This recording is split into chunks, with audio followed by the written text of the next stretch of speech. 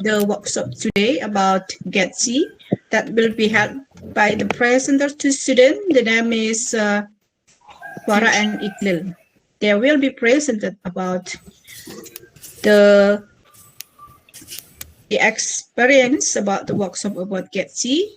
So I will help as a host in here until the presentation will be finished and until the workshop will be end. Assalamualaikum warahmatullahi wabarakatuh. Baik anak-anak, hari ini kita akan mengadakan workshop GETC yang akan dijelaskan oleh Mbak Iqlil Tahta dan Gifara. Dan di sini saya sebagai host akan menghandle acara sampai pelaksanaan workshop berakhir. Okay. For the first presenter, I will call for Gifara to present the workshop today and explain about the GETC.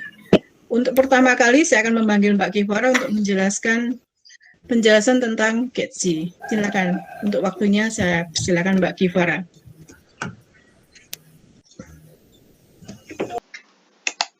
Untuk berpartisipasi dan beraktivitas untuk menjadi individu yang terpenuhi segala kebutuhannya. Nah, dari pengertian tersebut ada kata-kata keberagaman dan juga diskriminasi. Apa sih hubungannya keberagaman dengan diskriminasi ini? Jadi kita tahu kalau di Indonesia itu adalah negeri yang beragam suku, agama, ras, budaya, gender juga. Nah, dari keberagaman tersebut menciptakan suatu kelompok-kelompok tertentu.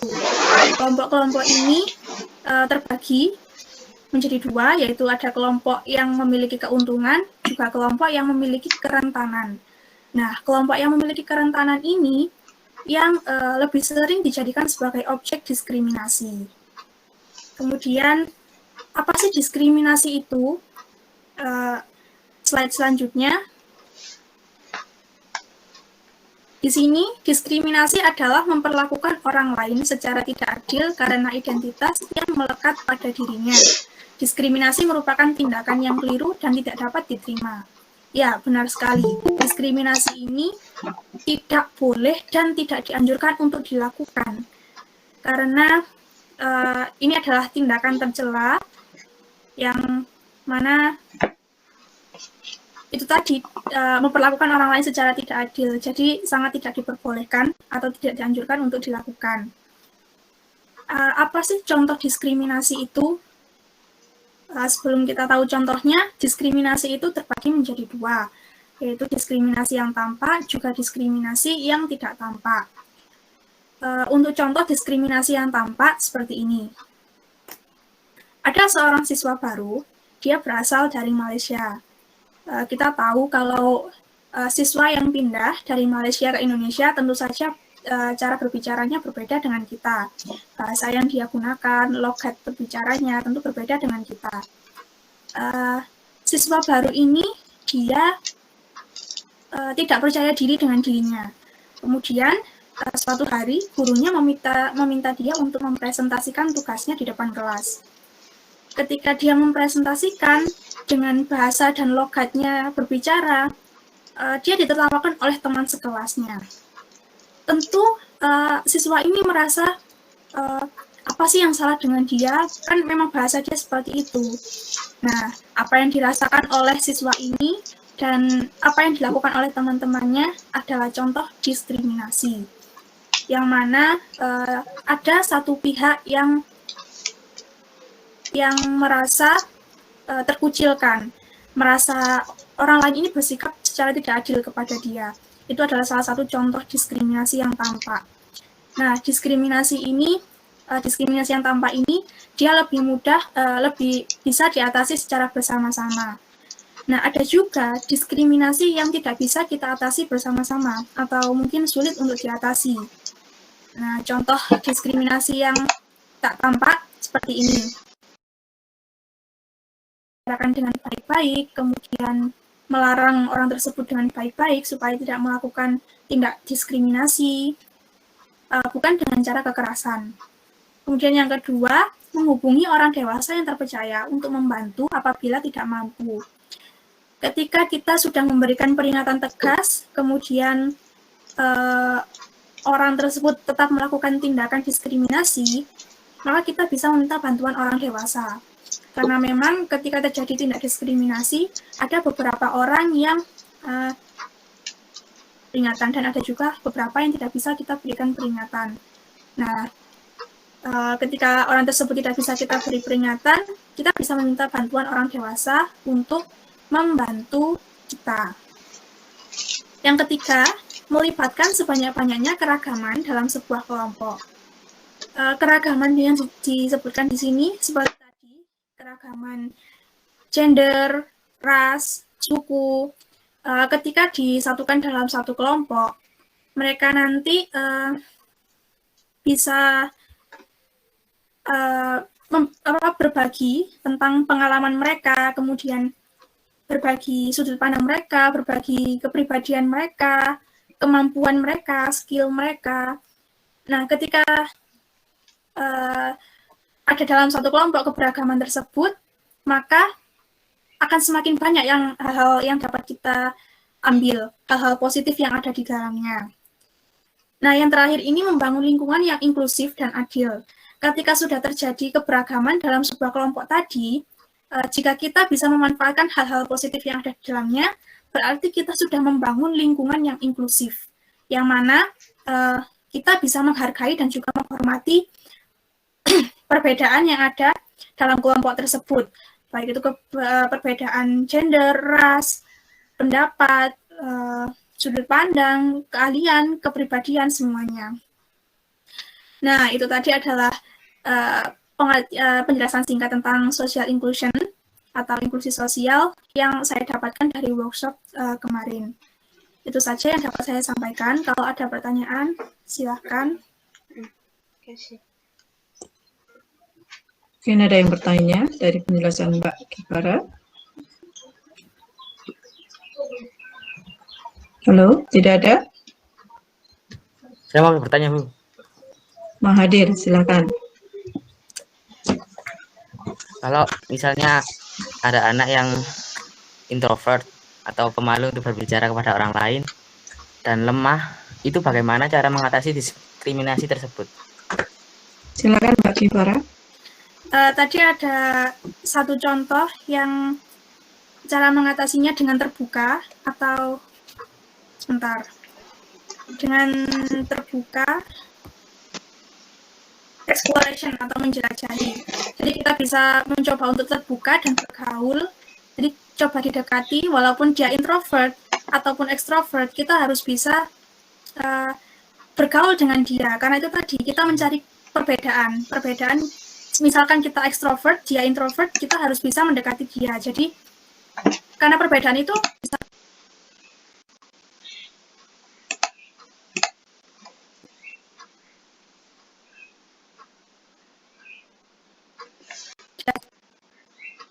kalau cuma tidak bisa kita seperti itu. Justru karena dia berbeda, kita harus bisa bergaul dengan dia.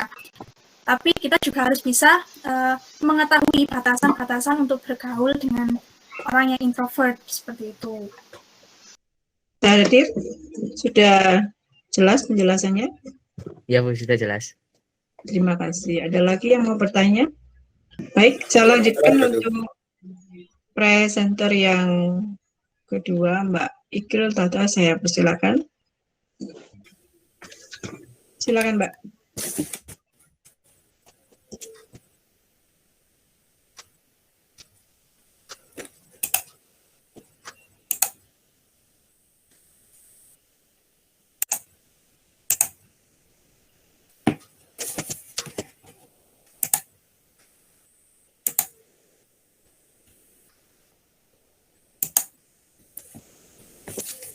Assalamualaikum warahmatullahi wabarakatuh.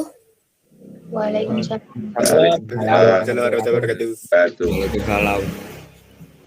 Perkenalkan, saya Iqlil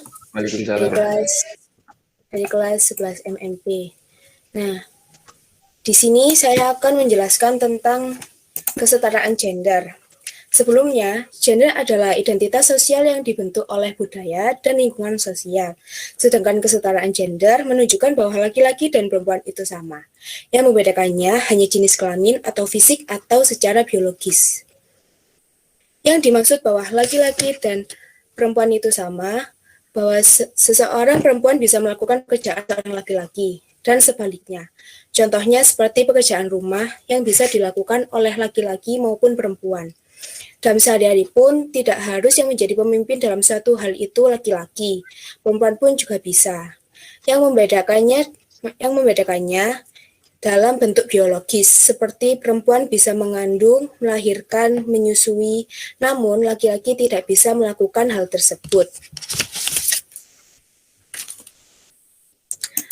Tujuan dari kesetaraan gender ini, yang pertama untuk membangun kesadaran, menghargai perbedaan identitas gender. Yang kedua, membangun kesadaran pengaruh negatif dari stigma atau stereotip berdasarkan gender. Yang dimaksud stereotip merupakan penilaian terhadap seorang hanya berdasarkan persepsi terhadap kelompok di mana orang tersebut dikategorikan, konsepsi mengenai sifat atau golongan berdasarkan prasangka yang subjektif dan tidak tepat. Lalu, untuk menghapus stigma atas gender, mewujudkan kesetaraan, dan menguatkan rasa percaya diri perempuan. Lalu saya akan membahas tentang disabilitas. Disabilitas adalah ketidakmampuan seseorang untuk melakukan suatu aktivitas tertentu. Terdapat beberapa jenis disabilitas, yaitu disabilitas fisik, seperti gangguan gerak yang menyebabkan tidak bisa bergerak, atau yang bisa disebut juga disabilitas daksa, dan disabilitas sensorik, seperti gangguan pendengaran. Ada pula contoh gangguan yang lainnya seperti gangguan narkolepsi, yaitu seseorang yang mengalami gangguan tidur yang ditandai dengan rasa kantuk dan serangan tidur secara tiba-tiba. Orang narkolepsi merasa sulit untuk tetap terjaga dalam jangka waktu yang lama. Seorang narkolepsi bisa tidur kapan saja tak kenal waktu, namun untuk saat ini masih belum ada obat yang bisa mengatasi narkolepsi. Akan tetapi bisa dengan melakukan gaya hidup yang tepat, menghindari paparan pemicu emosional, dan tidur malam yang cukup.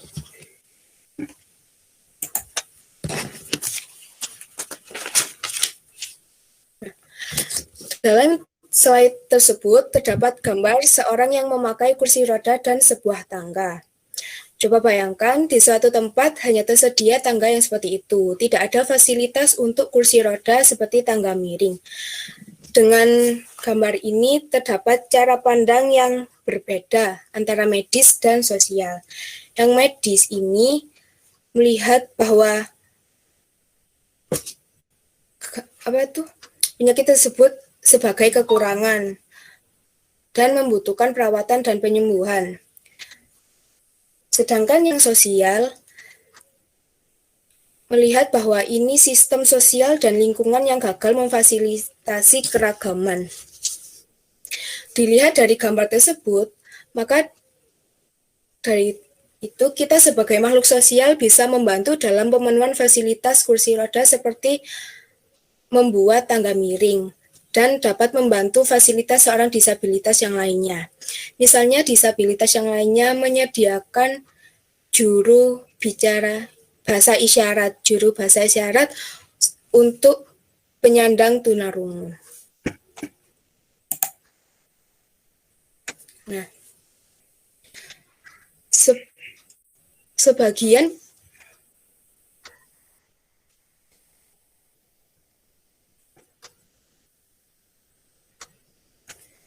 dari sekian orang disabilitas, ia memiliki motivasi untuk bertahan hidup, yakni membanggakan orang tua dan bermanfaat bagi banyak orang, diri sendiri, dan lingkungan sekitar. Dan cara bangkit dari titik terendah atau saat ia lagi down, itu karena melihat lingkungan sekitar karena banyak orang yang tidak bernasib baik. Tetap semangat dan bersyukur. terima kasih. Sekian dari penjelasan saya. Apa ada pertanyaan? Baik, itu penjelasan dari Mbak Iqbal.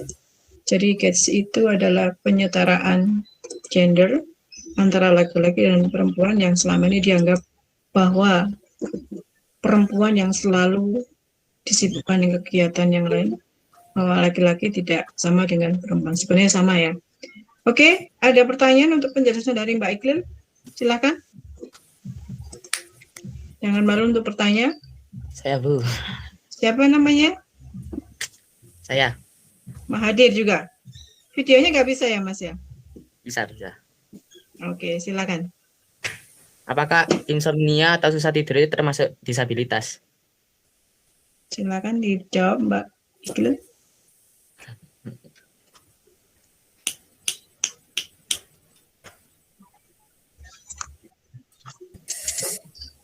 Ya, Mbak Iqbal. Ya, terima kasih. Mungkin itu sedikit beda konteks dengan narkolepsi tersebut. Itu aja. Ya. Ya, baik. Saya jelaskan. Insomnia itu sebuah penyakit yang karena kegiatan orang tersebut ya, Mas, bukan masuk dalam ranahnya GETSI. Kalau GETSI itu adalah bagaimana kita membedakan antara gender perempuan dan gender laki-laki. Kalau penyakit itu kan mungkin karena dia kurang menjaga kesehatan atau apa, sehingga muncul penyakit insomnia. Jadi bukan masuk dalam ranahnya GETSI.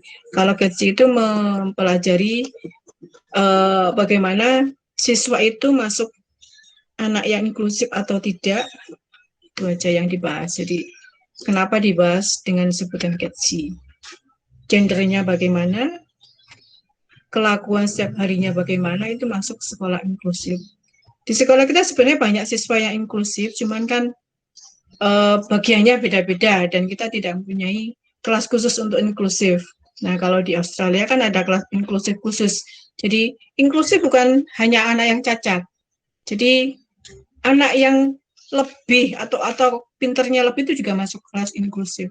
Misalkan kok mengerjakan matematika 5 menit itu juga inklusif. Tidak hanya anak yang cacat, bukan ya. Jadi bisa diartikan anak yang melebihi batas itu juga inklusif juga. Jadi itu. Ya, Mas Mahathir ya. Ya, Bu, paham. Oke, yang lain mungkin ada yang bertanya? Masa Mas Mahathir aja, yang lain kemana nih? Tidur. Bisa dibahas di sini? Silakan. Mungkin ada permasalahan, saya ketika pembelajaran kok begini, itu masuk, apakah dikategorikan masuk kelas inklusif atau bagaimana gitu. Jadi nanti kita akan, kalau kita sudah tahu dari kelas ini kan dari guru-guru yang kita bahas, oh ini harus dimasukkan kelas khusus gitu loh. Silakan.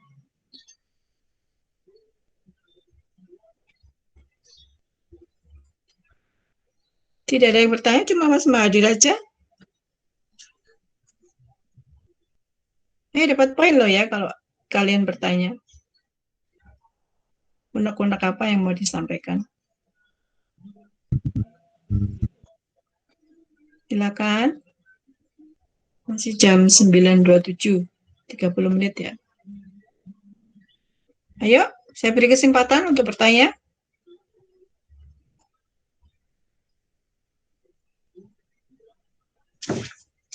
Tidak ada yang bertanya? Ya, saya memberi sedikit gambaran ya. Pembelajaran di Indonesia dengan di Australia tidak sama. Jadi kalau di Australia yang saya pernah kunjungi di Springfield School State di Queensland ya. Jadi anak inklusif itu diberi pelajaran sendiri. Jadi di kelas sendiri, gurunya juga sendiri. Kalau di Indonesia kan belum seperti itu ya, jadikan satu. Dan itu bukan anak yang cacat, tapi anak yang pinternya melebihi dari teman-teman lainnya. Karena saking pinternya, jadi di kelas dia tingkahnya wis duduk di meja, kemudian diajar itu cuek sama gurunya, dan cenderung menjawab, itu namanya anak yang melebihi batas kemampuan dari siswa yang lainnya. Karena saya melihat sendiri, jadi gurunya mengajar satu anak yang inklusif itu. Kalau di Indonesia kan, kalau disilakan sekolah khusus ya, nggak boleh gabung dengan sekolah yang lainnya. Kalau di sana digabung, cuma kelasnya berbeda, biayanya juga berbeda. Jadi ketika pelajaran dia ya cuek sama gurunya, dia merasa sudah pintar, dijelaskan tidak mau mendengarkan. Dan tidak ditangani dengan keras seperti di Indonesia. Karena emosi kan, kalau di sana nggak sampai muncul emosi, gurunya sabar sekali. Dan memang bedanya jauh dengan Indonesia. Kalau sana bajunya juga sudah santai ya, gurunya juga santai seragamnya. Kalau di kita kan harus rapi, duduknya harus di kursi, sana ya di meja nggak apa-apa. Itu perbedaannya. Dan apalagi kalau ada anak yang istilahnya cacat secara fisik atau secara apa. Dulu kan ada di sekolah kita yang tunarungu dan tunarungu. Tapi dia bisa memahami materi. Alhamdulillah sudah lulus. Nggak tahu yang tahun ini, kita nggak paham. Jadi itu. Tidak harus yang anak yang tidak bisa mendengar, tidak bisa ngomong, tidak bisa melihat, tidak. Tapi secara fisik normal, tapi anaknya kurang, itu namanya juga inklusif. Misalkan memahami materi kurang, kemudian semangat belajarnya kurang, itu juga masuk anak yang inklusif. Jadi itu. Silakan, mau ada yang tanya? Tidak ada? Cuma Mas Mahathir aja yang bertanya, yang lain nggak ada yang tanya.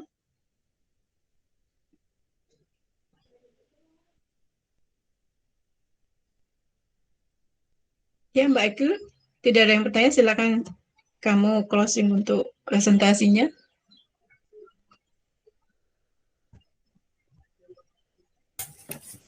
Baik, terima kasih teman-teman untuk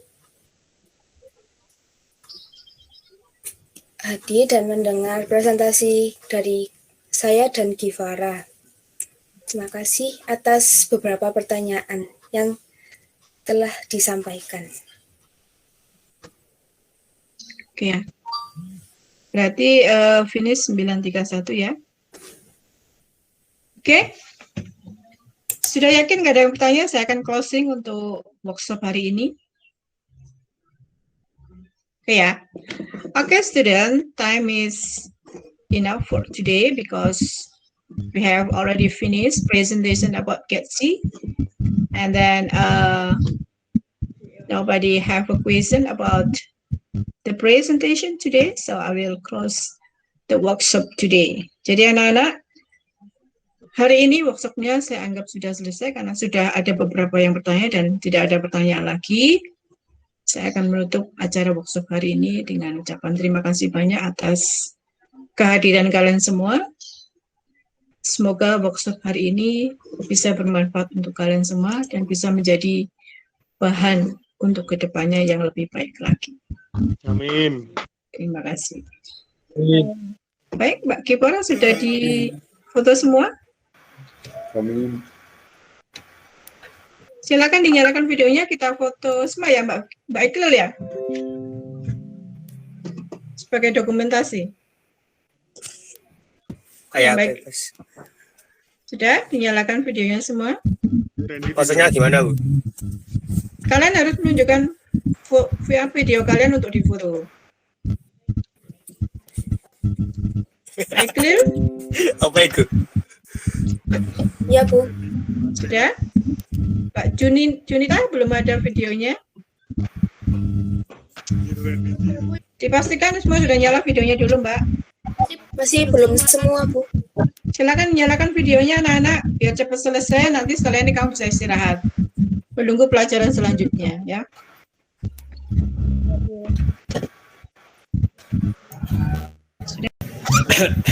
Belum, Bu. Masih ada 3 yang belum menyalakan.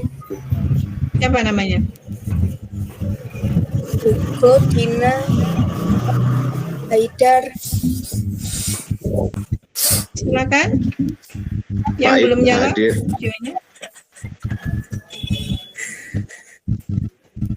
Ugo dinyalakan Ugo. Ugo dinyalakan Ugo. Go. Ugo. Sandia. Ugo. Sandiago. Kalau sisa 2 nggak apa-apa wis, Pak. Kan baik clear?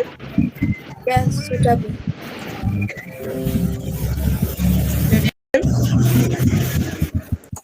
Sudah. Semuanya? Lagi. Oh, ready. Sudah semua ya? Sudah. Baik. Baik anak-anak, terima kasih atas waktunya hari ini. Semoga kita bisa berjumpa lagi di acara selanjutnya dan saya doakan selalu sehat selalu dengan keluarga dan ikuti pembelajaran nanti. Karena ini harusnya ya, istirahat dulu, nanti nunggu jam selanjutnya. Terima kasih banyak. Assalamualaikum warahmatullahi wabarakatuh. Waalaikumsalam. Waalaikumsalam.